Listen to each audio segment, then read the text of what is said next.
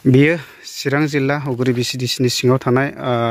दिगलदं गामि दा नायनानै लादो नै लामानि अबस्थाया बेबायदि आरो दा हाब्रु जायो ओमफ्राय बे लामाखौनो मावनानै होनाय जासिगोन ओमफ्राय बेखौहाय बेबायदिनो फिथा हासेवनानैहाय बेखेवसिगोन आरो दा बेबायदिनो बे ओनसोलनि गोबांथार रायजो राजाफ्राबो बेयाव फैनानै दंफैयो दा लामानि कन्डिशना बेफोरबायदि आरो नै हाब्रु जायो ओमफ्राय बेखौ मावनानै होसिगोन बे लामानि गोलावा 800 मिटारसो गोलाव होनदों एसे बारा जानो हागौ मिनिमाम होनबाय आरो आङो दा बेबायदि आरोखि दायो फिथा हास'नानै बेखेवनानै होसिगोन नै बारग' एमसिएलए निर्मल सारा हास'नानै बेखेवनानै होबाय मोजां मोनदों लामाया मोजां मोनदों सिगां माबायदि खस्थ' जायोमोन हाब्रु दिब्रु जा खस्थ'खा बेबायदि होनाय खामानि होनायाबो खस्थ'खा दा मोनलासो मोजां दा गोजोननाय मोनदों ने लामा जानायखाय आरो बेजों लोगोसे दायो चिरां जिल्ला उगुरि बिसिडिसिनि सिङाव थानाय बे उगुरियानो दा बेयावहाय ग्रेभेलनि मावनानै होखांबाय नै लामाखौ दा जोबोद गोलाव लामा बेखौबो मावनानै होबाय ग्रेभेल ओरैबायदि हाब्रु जायोमोन दा बेखौहाय फिथा हास'नानै बेखेवनानै होलांसिगोन बिटिआरनि EM धनन्जय सारा दा गोबांथार बे गामिनि थागिबिफ्रा बेयाव दंफैयो नै दा बेखौबो आं नोंथांमोननो भिडिअनि गेजेरजोंहाय एसे देखायफालांनोसै दा लामाया नै बेफोरबायदि मावनानै होबाय आरो लोगोसे एटाच बेयावनो स्कुल दङ नै M E school high school दा बेबायदिनो गोबांथार फरायसाफ्रा खस्थ' मोनोमोन बे लामानि गेजेरजोंहाय हान्थिनायावहाय साइकेल सालायनाय बाइक सालायनाय एबा थाबायनाय ओरैबायदि खस्थ' जायोमोन आरो दा बेखौहाय बेबायदिनो ग्रेभेल होनानै होजोब्बाय आरो नै स्कुला नैबेनो नायनानै लादो दा एसेब्लाबो लामानि जेंनाया मोजां जाथ'बाय आरो दा फिथा हास'नानै बेखेवनानै होसिगोन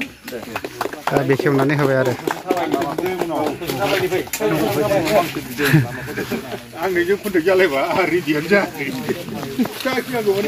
लामाया हाब्रु जायोमोन नामा इयो आब'?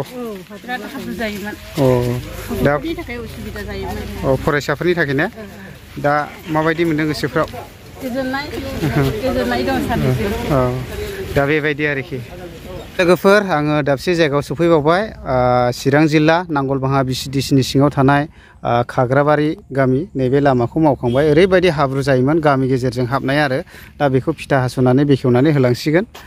दा बेफोरबायदि आरो नै दा मैखोम गामि बैयावहाय रेडि खालामबाय हनै दा आङो नोंथांमोननो एसे भिडिअनि गेजेरजोंहाय देखायनो सानदों नायलांनो हागोन आरो दा नायदो नै बेयावनो रेडि खालामनानै दोनदों बे लामाया ओरैबायदि अबस्था गैया दा बेखौबो मावनानै होबावसिगोन आरो ओमफ्राय माखासेयाथ' मावखाबाय आं नोंथांमोननो देखायदों दा बेखौहाय फुरा मावनानै होसिगोन आरो जोबोद गोलाव लामा बियो दा गामि ओनसोलनि लामा ओरैबायदि खस्थ' मोनो दा बे ओनसोलनि थागिबिफ्रा बेयाव फैनानै दंसै नै माखासे गोबां इन्टेलेक्सुयेल नेताफोर दा बेयावहाय बर' राभा गोबांथार जनगोष्ठीफोर जयै संसार जानानै दङ दायो फिथा हास'नानै बेखेवनानै होसिगोन नैबे लामाखौ ओरैबायदि अबस्था गैयि लामामोन मानो होनोब्ला बेयावहाय मानसियासो संसार जानानै दङ जिब जुनारा संसार जायाखै दा बेबायदि आरोखि दा बेखेवनानै होबाय आरो लामाया माबायदि हाब्रु जायोमोन इयो हाब्रु जाथारोमोन ने दा माबायदि मोनदों गोसोफ्राव दा एसे मोजां मोनबाय स्रां मोनबाय दा मोजां जानायसै नालाय लामाया दा मोजां जाबाय दा फाइनालि सफैबावबाय चिरां जिल्ला उगुरि बिसिडिसिनि सिङाव थानाय इस्ट मावफार गामियाव दा बेखौबो अलरेडि मावखांबाय नै ग्रेभेल होजोब्बाय आरोना बे लामायाबो ओरैबायदि हाब्रु जायोमोन दा बेखौ मावनानै होबाय नै कन्डिशना नै बेयाव दङ दा बिदि जाबाय आरो नै लामाया माने अबस्था गैयामोन आरो ओरैबायदि हाब्रु जायोमोन बियो दायो बेखौबो फिथा हास'नानै बेखेवनानै होबाय नै दा बेयावहाय मोनसे समस्या दंबावो नै बेयावहाय जाम्फै दं आरो दा बे जाम्फैयावहाय बेबायदिनो ब्रिज होनायनि नायदों आरो नै दा बेखौबो नायबाय आरो दा बिदि आरो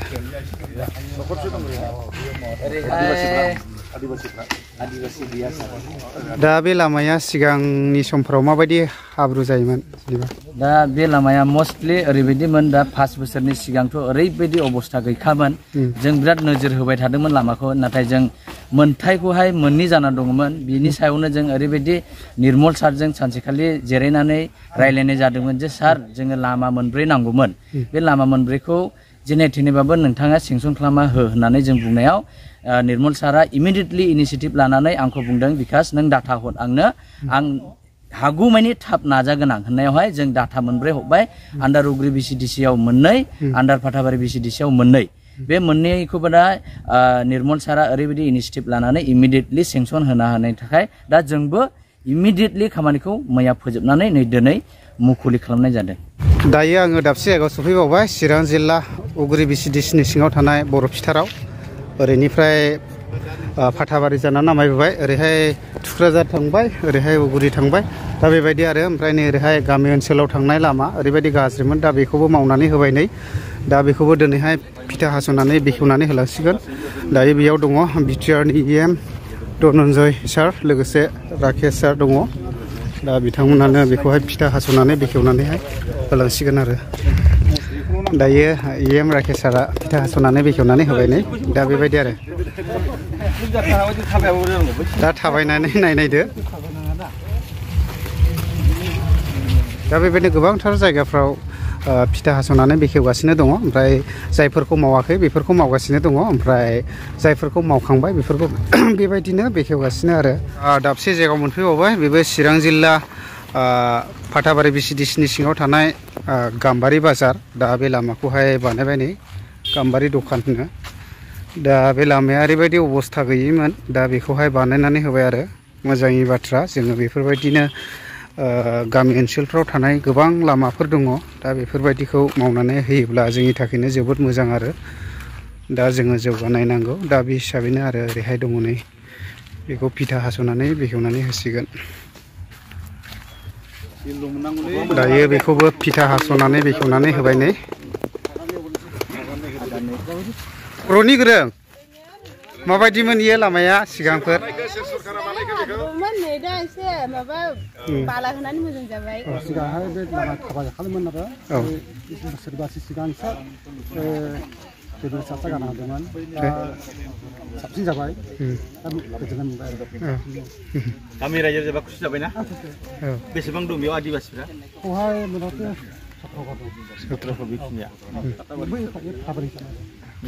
दा गोबांथार जनजातिफोर दङ आरो बेयावहाय